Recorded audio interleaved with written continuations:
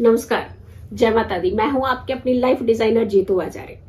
फुलेरा दूज, जो कि कृष्ण और राधा के मिलन का दिन कहा जाता है, और यही कहा जाता है कि इसी दिन भगवान कृष्ण ने अपनी राधा के साथ फूलों से होली खेली थी और गुलाल भी उन्हें लगाया था। बड़े चमत्कारी दिन होते हैं कुछ ऐसे दिन, दैवीय दिन होते हैं जहां आपके जीवन की हर समस्या के समाधान निकल सकते। खास करके प्रेमी प्रेमिकाओं के लिए तो ये दिन बहुत ही उत्तम माना जाता है। निस्वार्थ प्यार की भावना जो होती है वो हमेशा आपके प्यार को मजबूत कड़ी की तरफ लेकर के जाती है। और हमेशा याद रखिए, जो किसी से प्यार करते हैं वो तो दूसरों को नुकसान कर ही नहीं सकते। इसीलिए कहा जाता है कि जिस प्यार में स्वार्थ की भावना आती है वहां प्यार होता ही नहीं है। जिस प्यार में स्वार्थ नहीं होता है, निस्वार्थ प्यार होता है, वही प्यार उत्तम और परवान तक जाता है। चलिए अब हम बात करते हैं कि फुलेरा दूज का जो त्योहार है ये 4 मार्च को बहुत ही धूमधाम से मनाया जाता है।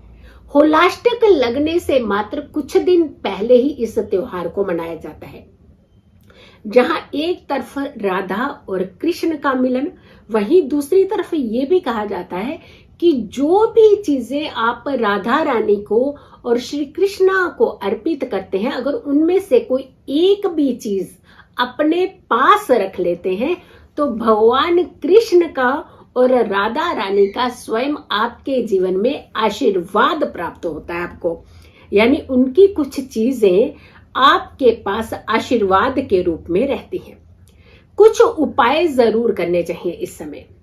अब ये बात आती कि खाली प्रेमी प्रेमिका नहीं, पति पत्नी भी ये कुछ उपाय कर सकते हैं। परिवार में भी अगर प्यार कम हो रहा है, बच्चों के साथ भी आपका प्यार कम हो रहा है, तो भी आप ये उपाय कर सकते हैं। लेकिन प्रेमी प्रेमिका के लिए खास करके ये दिन जो होता है ये बहुत अच्छे से, अगर आप चाहें तो इनके उपाय जो है, रेमेडीज जो है वो कर सकते हैं। अगर आपका प्यार सच्चा है, अगर निस्वार्थ प्यार है, तो भगवान कृष्ण भी आपकी मनोकामनाएं जो है वो पूर्ण करते हैं, राधा रानी आपकी मनोकामनाएं पूर्ण करती हैं।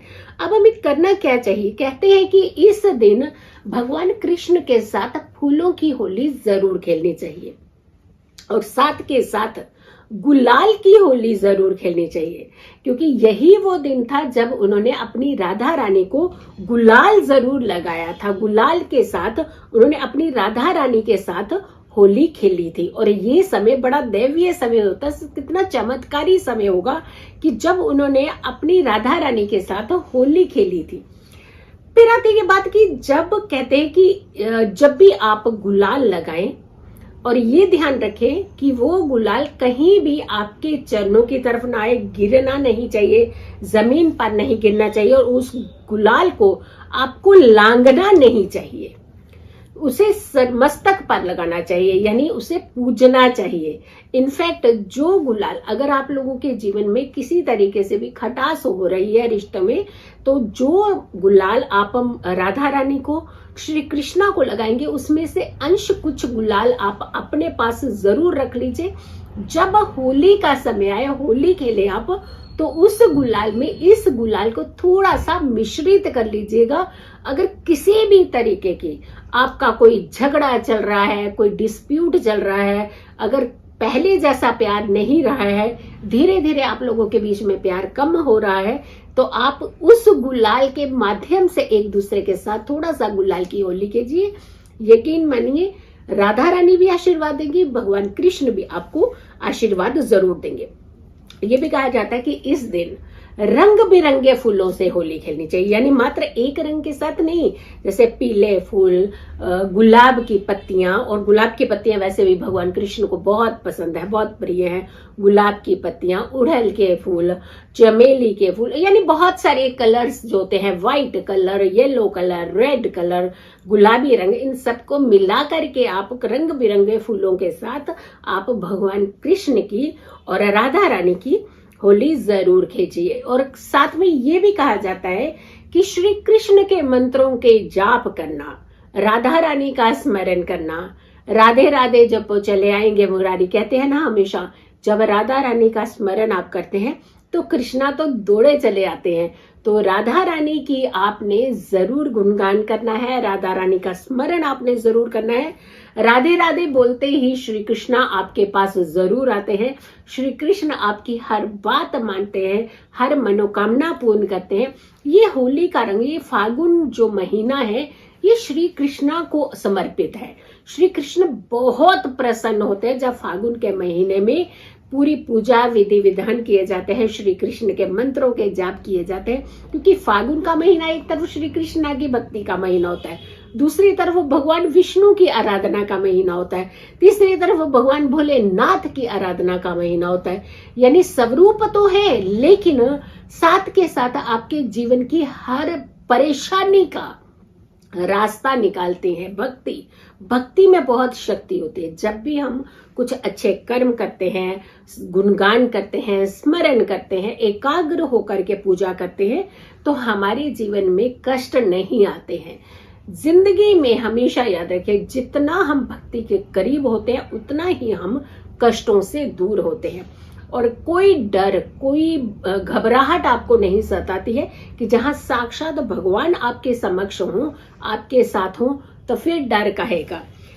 फिर आती बात कि इस समय कहते हैं कि जब आप श्रृंगार की चीजें खास करके आप राधा रानी के लिए चढ़ाते हैं, चुनरी आप अर्पित करते हैं, तो अगर आप जो चुनरी, अगर आप अपने घर के अंदर पूजा कर रहे हैं, राधा रानी को चुनरी चढ़ा रहे हैं, अर्पित कर रहे हैं, उनके वस्त्र अर्पित कर रहे हैं, उन्हें पकवान बड़े प्रिय हैं भोले कृष्णा को, तो आप पकवान बना करके उन्हें अर्पित करते हैं, राधा रानी का स्मरण करते हैं, और उनमें से खास करके या चुनरी या फिर कोई एक श्रृंगार की वस्तु अगर अपने पास एक आशीर्वाद मांग करके आप ले लेते हैं, रख लेते हैं, तो आपके जीवन में प्यार की कमी नहीं होती। आपका जीवन हमेशा प्यार से भरा रहता है। घर से, परिवार से आपको प्यार मिलेगा, इज्जत मान मिलेगी। आप जहां काम करते हैं, आपका वर्क स्टेशन है, वहां आपको खूब रिस्पेक्ट मिलेगी, खूब प्यार मिलेगा। और खास करके अगर आप किसी से प्यार करते हैं तो बदले में आपको प्यार ही मिलेगा। यानी कभी भी आपके जीवन में निराशा हाथ जो है वो नहीं लगेगी। और खास करके भगवान कृष्ण जो है वो गौ माता की सेवा करने वालों को बहुत आशीर्वाद देते हैं, बहुत प्यार करते हैं ऐसे भक्तों से जो गौ माता की सेवा करते हैं। और गौ माता की सेवा में हमारे कई देवी देवता का आशीर्वाद हमें मिलता है। गौ माता की सेवा से हमारे जीवन के सारे कष्ट दूर होते हैं।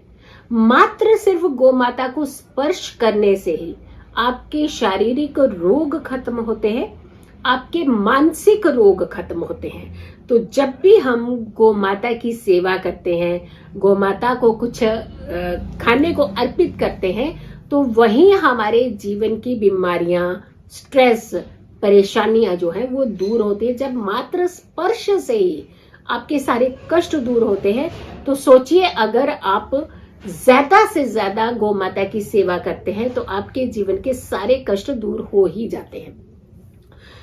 फुलेरा दूज पर कहा जाता है कि गौ माता को चारा जरूर डालना चाहिए, गौ माता को पेड़ा जरूर खिलाना चाहिए।